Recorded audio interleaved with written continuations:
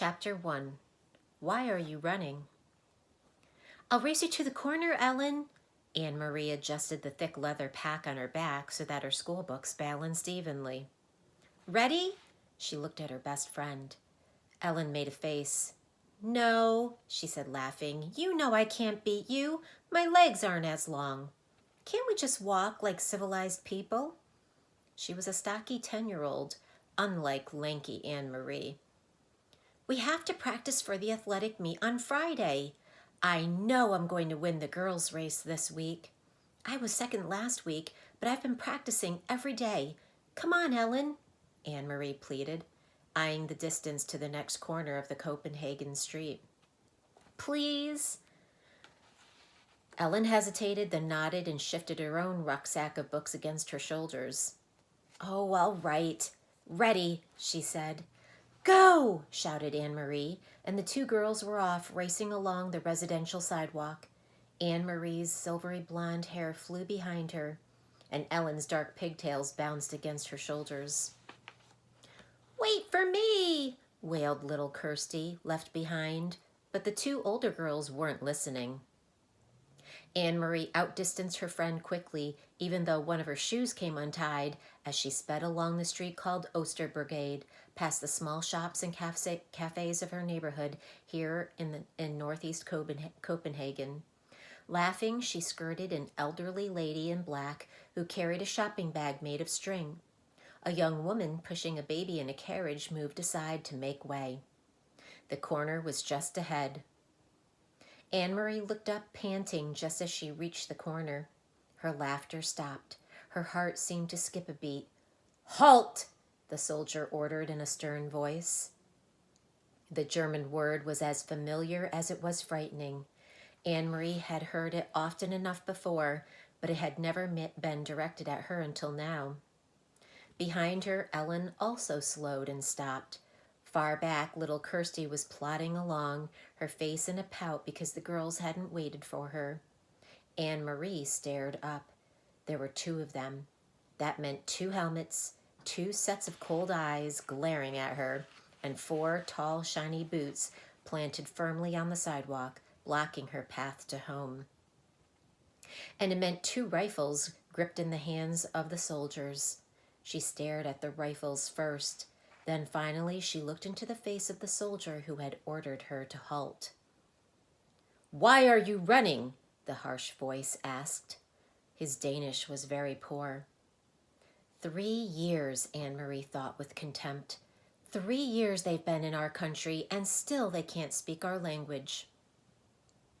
I was racing with my friend, she answered politely. We have races at school every Friday, and I want to do well, so I... Her voice trailed away, the sentence unfinished. Don't talk so much, she told herself. Just answer them, that's all. She glanced back. Ellen was motionless on the sidewalk, a few yards behind her.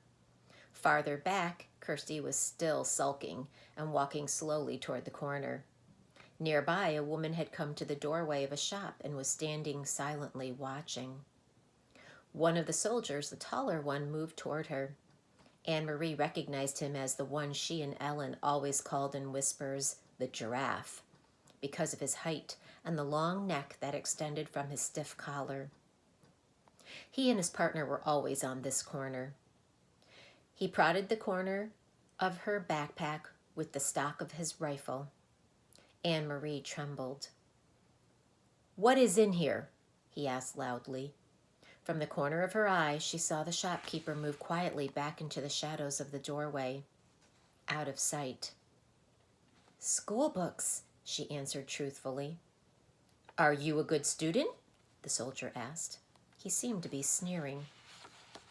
Yes. What is your name? Anne-Marie Johansson. Your friend, is she a good student too? He was looking beyond her at Ellen, who hadn't moved. Anne-Marie looked back too and saw that Ellen's face, usually rosy-cheeked, was pale, and her dark eyes were wide. She nodded at the soldier. Better than me, she said. What is her name? Ellen. And who is this? He asked, looking to Anne-Marie's side. Kirsty had appeared there suddenly, scowling at everyone. My little sister. She reached down for Kirsty's hand, but Kirsty, always stubborn, refused it and put her hands on her hips defiantly. The soldier reached down and stroked her little sister's short, tangled curls. Stand still, Kirsty, Anne-Marie ordered silently, praying that somehow the obstinate 5-year-old would receive the message. But Kirsty reached up and pushed the soldier's hand away. Don't, she said loudly. Both soldiers began to laugh. They spoke to each other in rapid German that Anne-Marie couldn't understand. She is pretty, like my own little girl, the tall one said in a more pleasant voice. Anne-Marie tried to smile politely. Go home, all of you. Go study your school books, and don't run. You look like hoodlums when you run. The 2 soldiers turned away.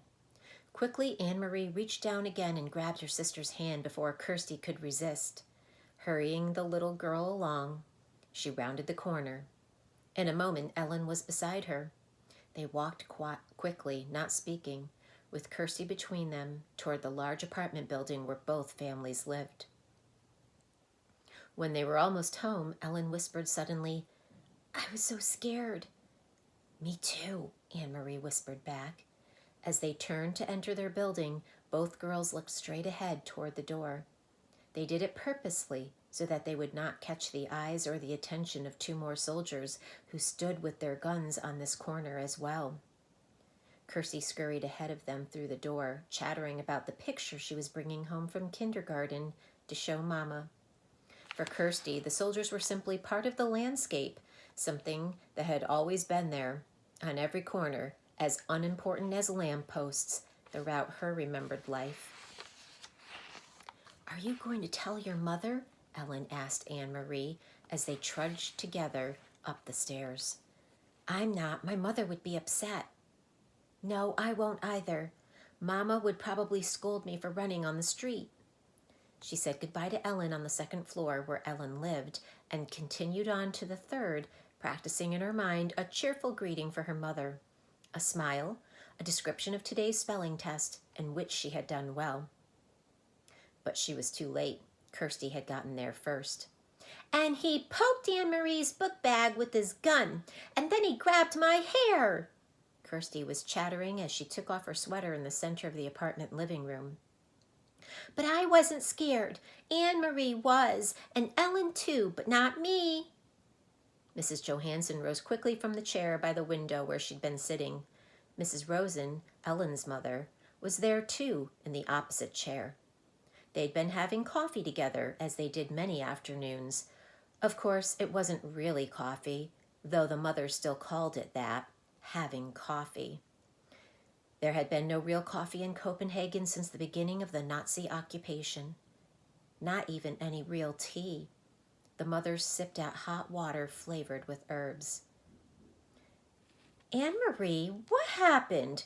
What is Kirsty talking about? Her mother asked anxiously. Where's Ellen? Mrs. Rosen had a frightened look.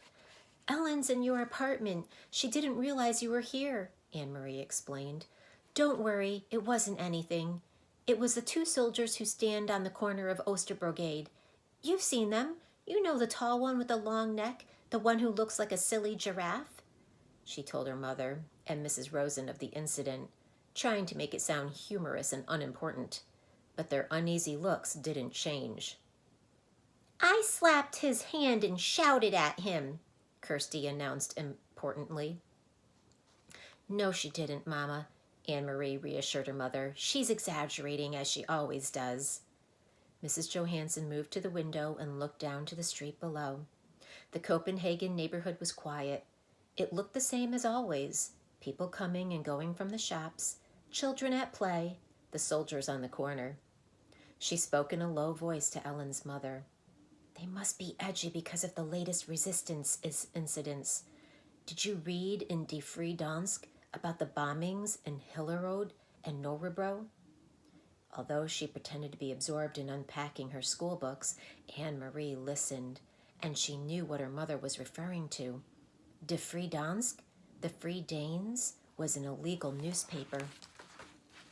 Peter Nielsen brought it to them occasionally, carefully folded and hidden among ordinary books and papers, and Mama always burned it after she and Papa had read it.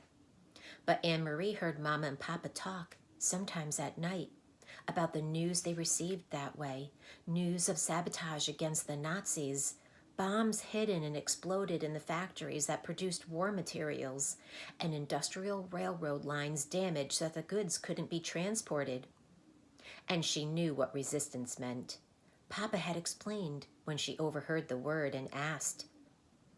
The resistance fighters were Danish people. No one knew who, because they were very secret, who were determined to bring harm to the Nazis however they could. They damaged the German trucks and cars and bombed their factories. They were very brave. Sometimes they were caught and killed. I must go and speak to Ellen, Mrs. Rosen said, moving toward the door.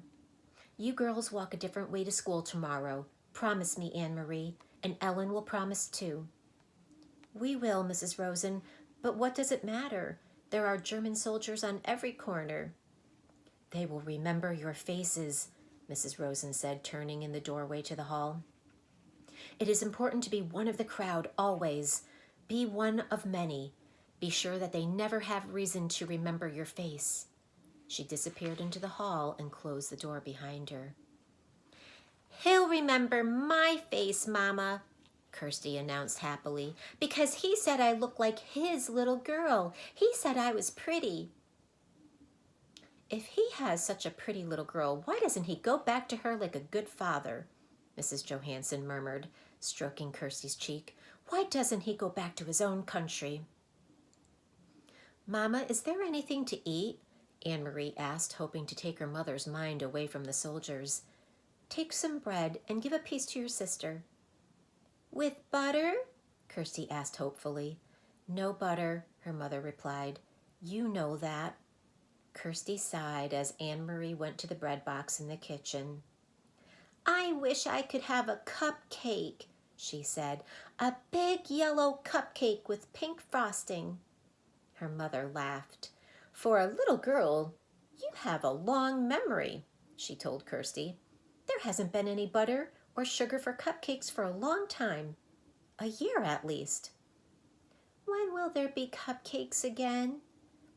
When the war ends, Mrs. Johansson said. She glanced through the window, down to the street corner where the soldiers stood, their faces impassive beneath the metal helmets. When the soldiers leave.